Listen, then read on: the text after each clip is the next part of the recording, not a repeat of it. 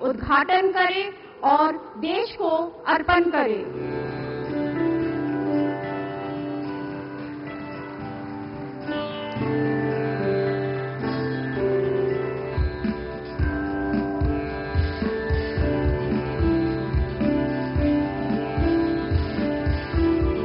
अभी कल ही मैं आरामबाग में बंगाल की सेवा के लिए उपस्थित था।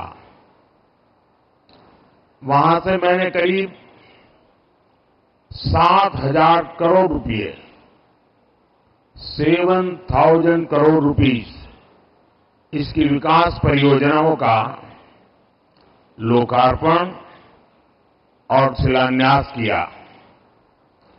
इनमें रेलवे, पोर्ट, पेट्रोलियम से जुड़ी कई बड़ी योजनाएं थी और आज एक बार फिर मुझे करीब 15,000 करोड़ रुपए 15,000 करोड़ रुपीस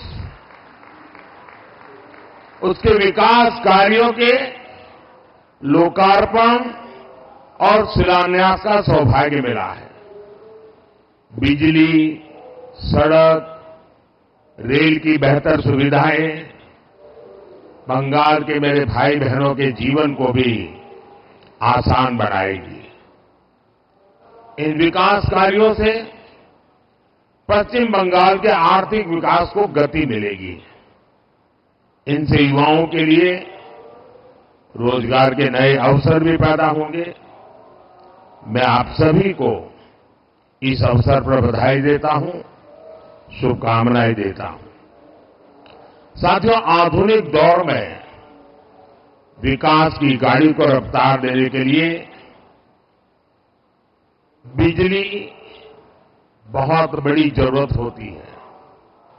किसी भी राज्य की इंडस्ट्री हो, आधुनिक रेल सुविधाएं हो या आधुनिक टेक्नोलॉजी से जुड़ी हमारी रोजमर्रा की जिंदगी हो, बिजली की किल्लत में कोई भी राज्य, कोई भी देश विकास नहीं कर सकता। इसलिए हमारा प्रयास है कि पश्चिम बंगाल अपनी वर्तमान और भविष्य की बिजली जरूरतों को लेकर आत्मनिर्भर बने। आज दामोदर घाटी निगम के तहत Raghunathpur thermal power station phase 2 परियोजना का शिलान्यास इसी दिशा में एक बड़ा कदम है। इस परियोजना से राज्य में 11,000 करोड़ रुपए से ज्यादा का निवेश आएगा। इससे राज्य की ऊर्जा जरूरतें भी तो पूरी होगी ही, आसपास के क्षेत्रों में आर्थिक विकास को भी गति मिलेगी।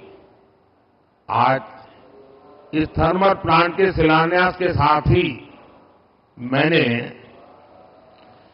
मेजिया थर्मल पावर स्टेशन के एफजीडी सिस्टम का उद्घाटन किया है। ये एफजीडी सिस्टम पर्यावरण को लेकर भारत की गंभीरता का प्रतीक है। इससे इस इलाके में प्रदूषण को कम करने में बहुत बड़ी मदद मिलेगी।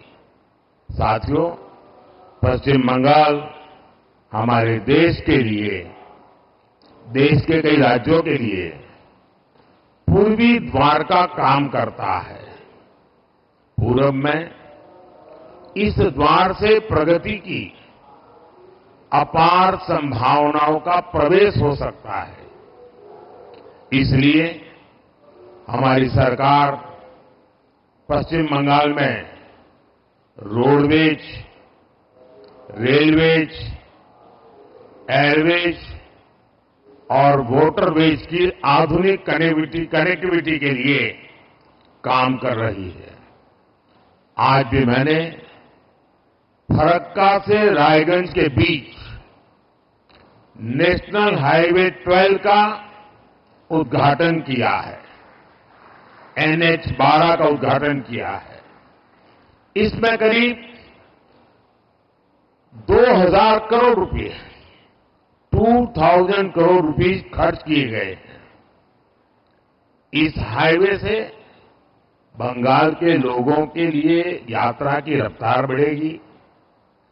फरक्का से रायगंज तक का जो पूरा सफर है वो 4 घंटे से घटकर आधा हो जाएगा।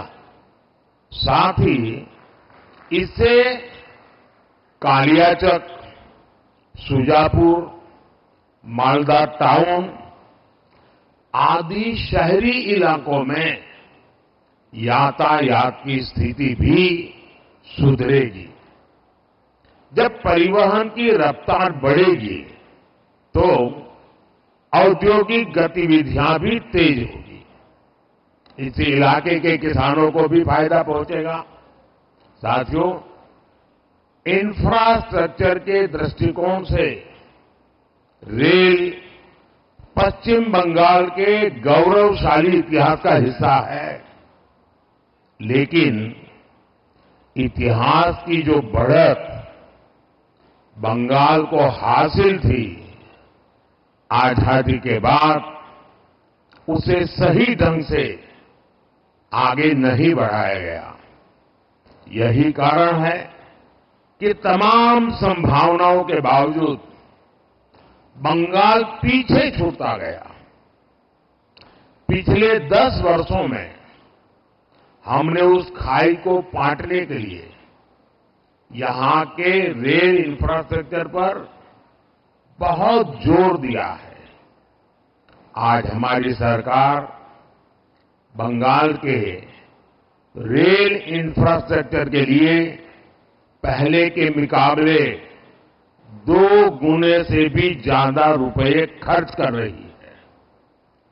आज भी मैं यहां एक साथ भारत सरकार की 4 रेल परियोजनाओं को बंगाल को समर्पित कर रहा हूं। ये सभी विकास कार्य आधुनिक और विकसित बंगाल के हमारे सपनों को पूरा करने में अहम भूमिका निभाएंगे। मैं इस समारोह में और अधिक आपका समय लेना नहीं चाहता हूं, क्योंकि बाहर 10 मिनट की दूरी पर ही विशाल मात्रा में बंगाल की जनता जनार्दन इस कार्यक्रम में शरीक होने के लिए बैठी हुई है। वो मेरा इंतजार कर रही है और मैं भी वहां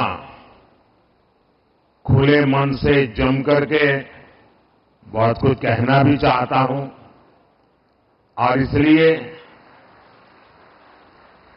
अच्छा होगा कि मैं सारी बातें वहीं पर बताऊं। यहां के लिए बस इतना काफी है। एक बार फिर आप सभी को इन परियोजनाओं के लिए बहुत बहुत बधाई देता हूं।